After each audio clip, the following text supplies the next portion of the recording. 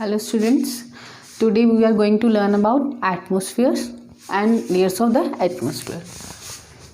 अब atmosphere start करने से पहले फर्स्ट ऑफ ऑल आप ये समझ लो what is the difference between climate and weather. आप लोगों ने न्यूज़पेपर में पढ़ा होगा, हमेशा आपको कहते हैं बताया जाता है कि वेदर कैसे है. कभी ये बताया जाता है कि क्लाइमेट का नेम लिया जाता है कि आज क्लाइमेट कैसा होगा. तो आप लोगों ने नोटिस करा है कि क्लाइमेट का नेम नहीं लिया जाता, हमेशा वेदर का नेम लिया जाता है. एक्चुअल में क्या डिफरेंस है, क्लाइमेट होता है long term, right, and weather होता है शॉर्ट टर्म. इट मीन्स कि अब वेदर, आज का वेदर क्या है, कल का वेदर क्या होगा, शॉर्ट टर्म. और क्लाइमेट होता है जो लॉन्ग टर्म है कि यहाँ पे गर्मी ही रहती है, यहाँ पे सर्दी ही रहती है. तो क्लाइमेट और वेदर ये दो अलग अलग टर्म्स हैं, इनको सेम जगह यूज़ नहीं किया जाता. ठीक है, तो we are going to learn about atmosphere and layers of atmosphere.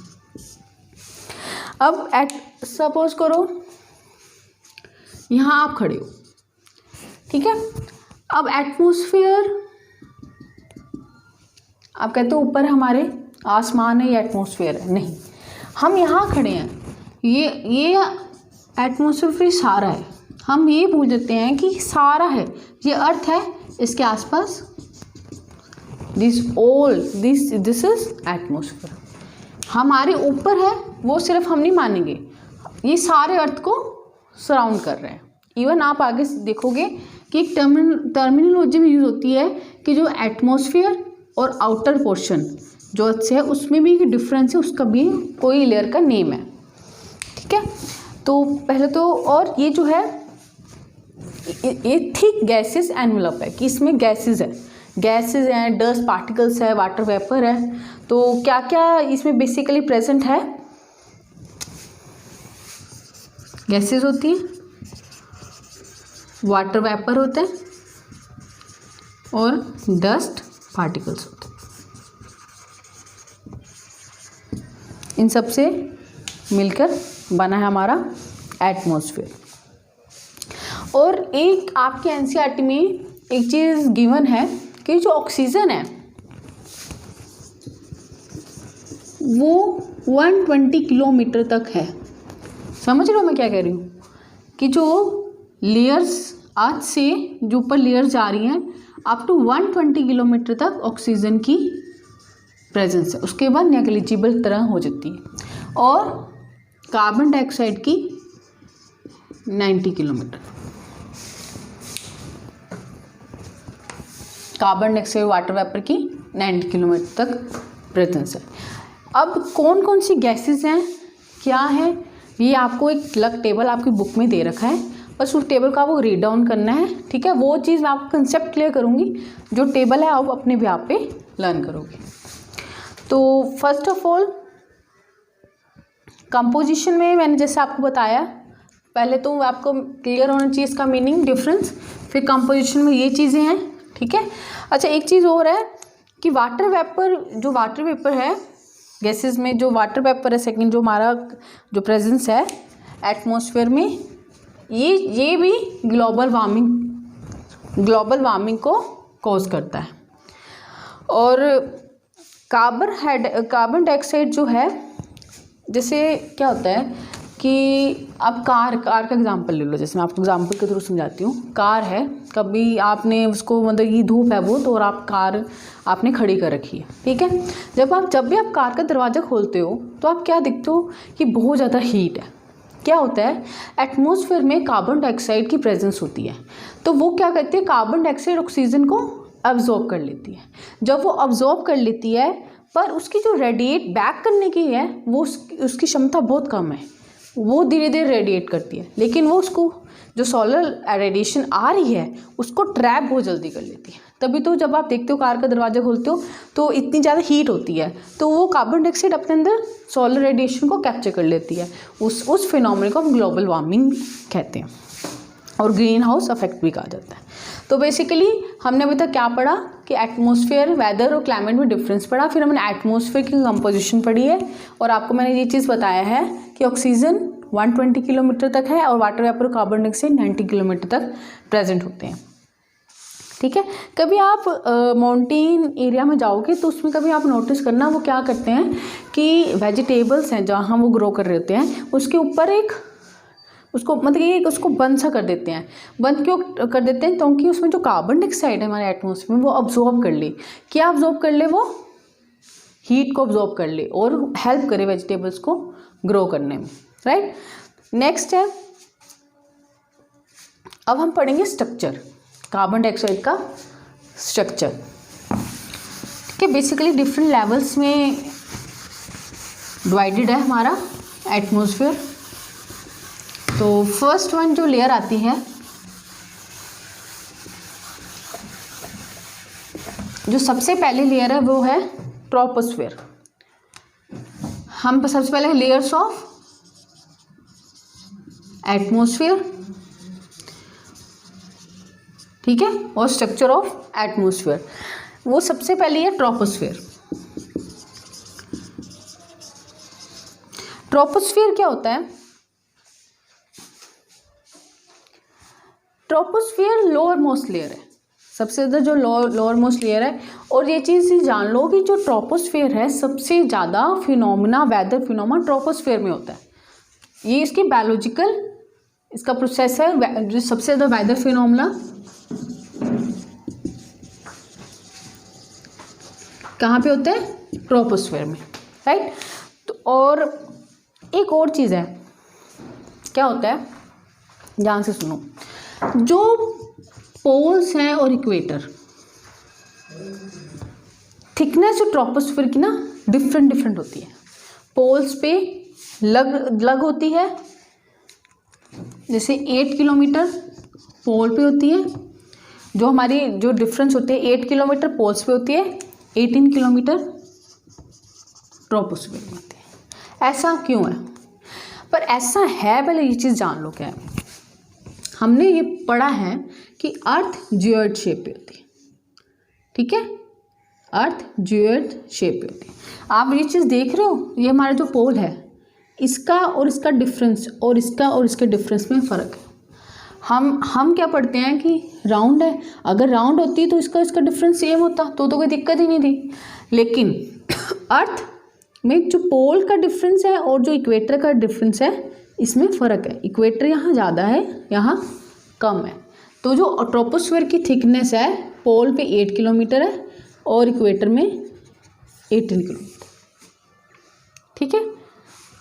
तो ये क्या रीज़न है इसकी जियोइड शेप होने का। अब इसकी ये तो था, ये ऐसा है फिनोमिना, लेकिन ऐसा क्यों है? क्या रीजंस हैं कि ये इस शेप में है, वो इस तरह का है? डिफरेंट रीजंस हैं। सबसे पहला है स्ट्रॉन्ग कन्वेक्शन। देखो क्या होता है, इक्वेटर है, इक्वेटर में हीट है बहुत ज़्यादा, यहाँ पे सन की रेज डायरेक्ट पड़ रही है। यहाँ से एयर वार्म अप होके पोल की तरफ गई, ठीक है, एयर एक्सपैंड हुई और जो यहाँ कोल्ड, यहाँ पोल पे कोल्ड रीजन है, कोल्ड एयर श्रिंक होकर,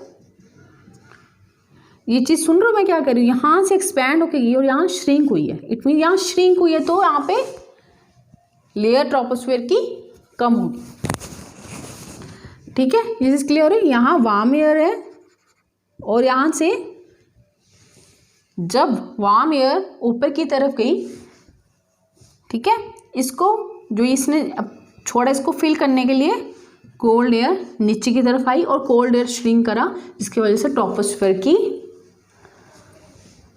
थिकनेस कम होती। एक बार दोबारा समझ लो जिसको नहीं समझ आया। इक्वेटर है, इक्वेटर पे डायरेक्ट सनलाइट पड़ रही है, आइसोलेशन है, डायरेक्ट है। यहाँ से वार्म एयर है, अब वार्म एयर क्या होती है, लेस टेंसर होती है, समझ रहे हो? लेस टेंसर का मीनिंग समझ रहे हो मैं क्या कहना चाह रही हूँ? लेस टेंसर मीन्स कि मॉलिक्यूल्स दूर दूर होते हैं, ठीक है। जब वार्म एयर होती है मॉलिक्यूल्स दूर दूर, हम गैस को, जब हम कोई भी चीज़ को हीट करते हैं उसके मॉलिक्यूल्स अलग अलग होते हैं, तो वो लेस टेंसर है। लेस टेंसर एयर ऊपर की तरफ जाती है, और ऊपर जब यहाँ वाइड क्रिएट हो गया, यहाँ से एयर तो चलेगी ऊपर की तरफ। कोल्ड क्या है, कोल्ड एयर डेंसर होती है, मॉलिक्यूल्स पास पास होते हैं, तो ये हैवी एयर ये नीचे आ गई, ये डेंसर एयर नीचे की तरफ आ गई, इसका वाइड जो हो गया था वो क्रिएट करनी है। ऑब्वियस है जब ये श्रिंक होगी एयर नीचे की तरफ आएगी तो ट्रोपोस्फेयर की लेयर अपने आप ही थिकनेस कम होगी। ठीक है, एक तो ये रीज़न हुआ। सेकंड रीज़न क्या है,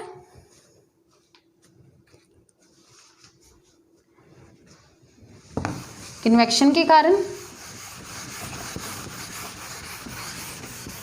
दूसरा कोल्ड एयर है, इसके कारण भी ज़्यादा होती है। अच्छा, एक चीज़ और है, एक तो आपने ये पढ़ा कन्वेक्शन जो उसका प्रोसेस था, सेकंड क्या है, ग्रेविटेशनल फोर्स जो होती है, जो ग्रेविटेशन फोर्स होती है वो पोलर रीजन पे ज़्यादा होती है, जिसके कारण वो ज़्यादा अट्रैक्ट करेगी चीज़ों को। तो ऑब्वियसली जब अट्रैक्ट होंगे वो श्रिंक होंगे तो ट्रोपोस्फेयर की लेयर की थिकनेस कम हो जाएगी। ठीक है, और इक्वेटर पे हमेशा ज़्यादा होती है। तो यही रीज़न है, और इसका मेन पॉइंट ये है कि जितना भी वेदर फिनोमेना होता है वो हमेशा इसी ही लेयर में होता है।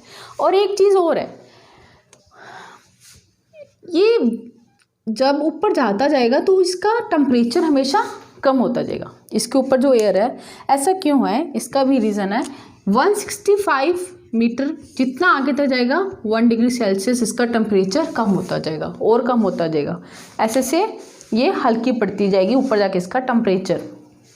और एक ऐसा पॉइंट आ जाएगा जिस पे नॉर्मल टेम्परेचर हो जाएगा। नॉर्मल कैसे कि 1 डिग्री कम होते होते नॉर्मल टेम्परेचर। अच्छा, ये जो फिनोमेना है इसको हम लैप्स रेट कहते हैं, जो ये कम होने का फिनोमेना है, ऊपर धीरे धीरे जाता जाएगा। ठीक है, और जब एक ऐसा पॉइंट आ जाएगा जिस पॉइंट पे इसका टेम्परेचर नॉर्मल हो जाएगा, वो नॉर्मल होने के वो होगा ट्रोपोपोज। ठीक है, ये चीज़ क्लियर हो। ये सबसे पहली बात, सबसे अब दोबारा एक बार समझ लो क्या है इस लेयर में। लोअर मोस्ट लेयर है, राइट। सेकंड थिंग, सारा वेदर फिनोमेना इसी लेयर में होता है। थर्ड, पोलर रीजन में इसकी थिकनेस कम है, इक्वेटर में की थिकनेस ज़्यादा है। मैंने इसका रीज़न एक्सप्लेन करा है। और जो जैसे जैसे लेयर ऊपर जाएगी वैसे वैसे 1 डिग्री सेल्सियस इसका कम होता जाएगा। ठीक है, फिर जब एक लेवल पे पहुंचेगी तो ट्रोपोपोज आ जाएगा। अब नेक्स्ट है स्ट्रेटोस्फेयर। इसके बाद नेक्स्ट लेयर आती है स्ट्रेटोस्फेयर। अब आप लोग ये सोचते हो जैसे जैसे आगे आगे जाते जाए वैसे वैसे टेम्परेचर कम हो रहा है, पर ऐसा नहीं है। जब हम स्ट्रेटोस्फेयर नेक्स्ट लेयर पे आएंगे हम देखेंगे जैसे जैसे इंक्रीज हो रहा है हाइट में वैसे वैसे टेम्परेचर भी इंक्रीज हो रहा है स्ट्रेटोस्फेयर। ठीक है, जैसे जैसे इंक्रीज हो रहा है वैसे वैसे टेम्परेचर इसमें भी इंक्रीज हो रहा है। पर एक चीज़ इसमें ये चीज़ जान लो, इस ऐसा क्या रीज़न है, इसमें ये चीज़ जान लो कि इसमें क्या रीज़न है कि ये चीज़ हो जाती है। ठीक है, इसमें क्या रीज़न है।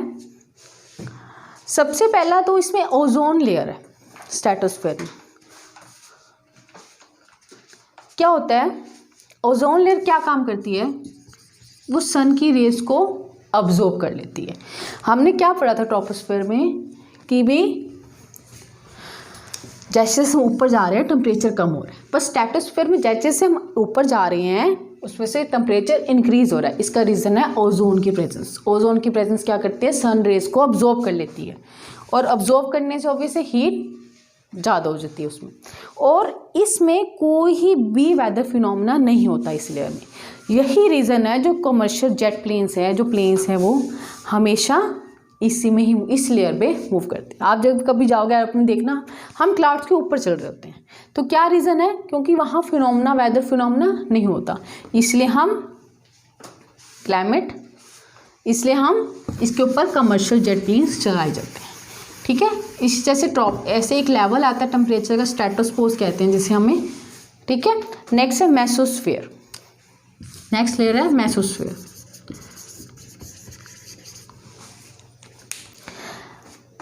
इसमें क्या होता है, जैसे जैसे एल्टीट्यूड इंक्रीज होगा वैसे वैसे इसमें भी टेम्परेचर थोड़ा कम होना शुरू हो जाएगा। और मैंने एक टर्म आपको डिस्क्राइब करी थी लास्ट लेक्चर में, मेटेरोराइट्स पढ़ा हो आपने? वो यहाँ आके बर्न होते हैं,